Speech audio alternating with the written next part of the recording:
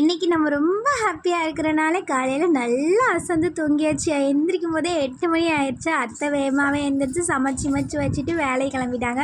போயிட்டு ஃபோன் பண்ணாங்க, cylinder off பண்ணனான்னு தெரியல, ஓடி போய் பாரு அப்படின்னு பார்த்து எல்லாம் ஆஃப் பண்ணி தான் இருந்தது. ஏன் நம்ம இன்றைக்கி ஹாப்பியாக இருக்கோம்னா வந்துட்டாயா ஏன் செல்ல புதுசாக பாப்பா காலையில் வந்தது தான் நம்ம 32 பல் அப்படின்னு இருக்கு.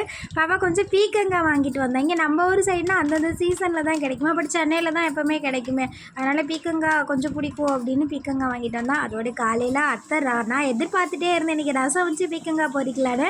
அத்தை என்னென்ன வாங்கிட்டு வந்தான் அப்படின்னா பார்க்கவே இல்லை. ரசம் மட்டும் வச்சுட்டு ஏதாவது காய் பொரிச்சுக்கிடுவாங்க அப்படின்னு போயிட்டாங்க போல். நம்ம அப்படி பீக்கங்காய் பொரிச்சு சாப்பிட்டுட்டு அப்புறம் செல்வா கொஞ்சம் பழங்கள்லாம் வாங்கிட்டு வந்தானா, செல்வாக்கு என்ன வாங்கினானோ அப்போவே சாப்பிட்டுட்டு எப்படி இருக்குன்னு அப்பப்போ டேஸ்ட்டு சொல்லிடணும். அதனால் ஒன்று ஒன்றா எடுத்து கட் பண்ணி கொடுத்துட்டு இருந்தான். எல்லாம் ஓகே, பட் இந்த மாதுளப்பழம் தான் கொஞ்சம் வெள்ளட்டின்னு இருக்கா, நான் ஒழுங்காக வாங்கலையோன்னு புலம்பிகிட்டு இருந்தான். பட் ஓகே, எல்லாமே நம்ம என்ன எல்லாத்தையும் கட் பண்ணியாக பார்த்து வாங்கிட்டு இருக்க முடியும்.